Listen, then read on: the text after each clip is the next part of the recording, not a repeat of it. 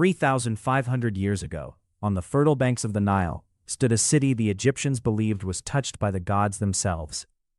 Heliopolis, the city of the sun.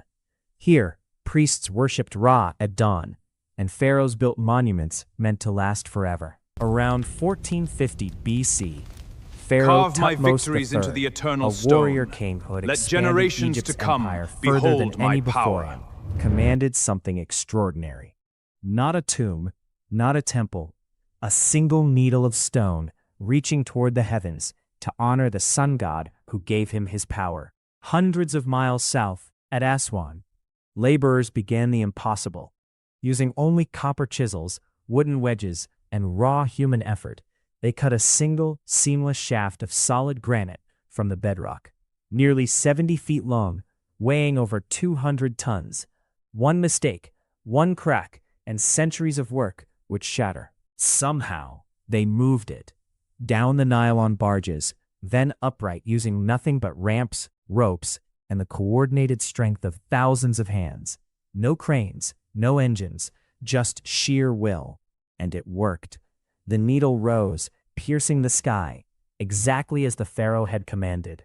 Before it was raised, master carvers etched its surface with sacred hieroglyphs, prayers, titles, and the boasts of a pharaoh who believed his name would echo through eternity. He had no idea just how far from home his words would one day travel. 13 centuries passed. Pharaohs rose and were buried. Dynasties crumbled into dust. And in 30 BC, the last of Egypt's rulers, Queen Cleopatra, lost her kingdom and her life as Rome's legions marched into Alexandria, ending 3,000 years of pharaonic rule. The Romans, now rulers of Egypt, had their own plans for the ancient monument. They hauled it from Heliopolis to Alexandria, the glittering capital of learning and trade, and raised it before a temple built to honor the deified Cleopatra herself, a monument to one empire, borrowed to glorify another. Centuries later, an earthquake shook the coast, and the great needle toppled into the sand. There it remained, buried, forgotten, invisible, for over 1,000 years, while the Roman Empire fell, the Byzantines rose, and the Ottomans took control of Egypt. Through it all, the obelisk simply slept. By the 19th century, Egypt had become a prize fought over by European powers, eager for influence and trade. In 1819, Muhammad Ali, the ambitious viceroy of Egypt, offered the buried obelisk to Britain. A gesture of goodwill meant to strengthen political ties with a rising global superpower. There was just one problem. Moving 224 tons of ancient granite across 1,000 miles of open ocean seemed nearly impossible and prohibitively expensive.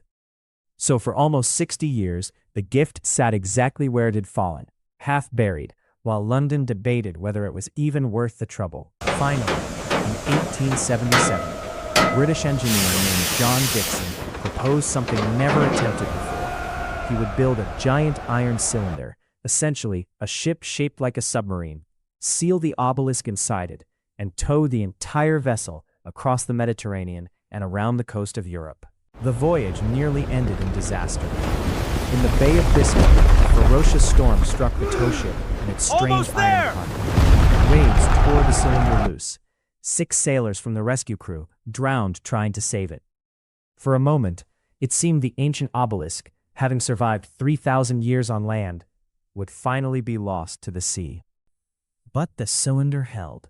Battered and adrift, it was found and towed to safety, eventually reaching the calm waters of the River Thames, bruised by the sea, but intact.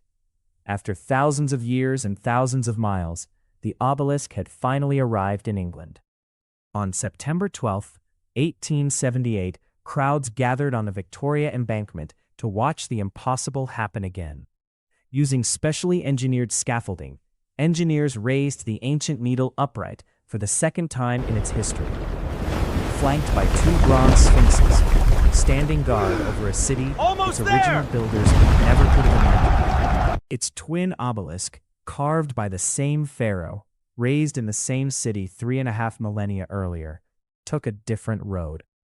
Gifted to the United States, it crossed the Atlantic and was raised in New York's Central Park in 1881, where it still stands today, gazing up at skyscrapers its ancient carvers never dreamed of.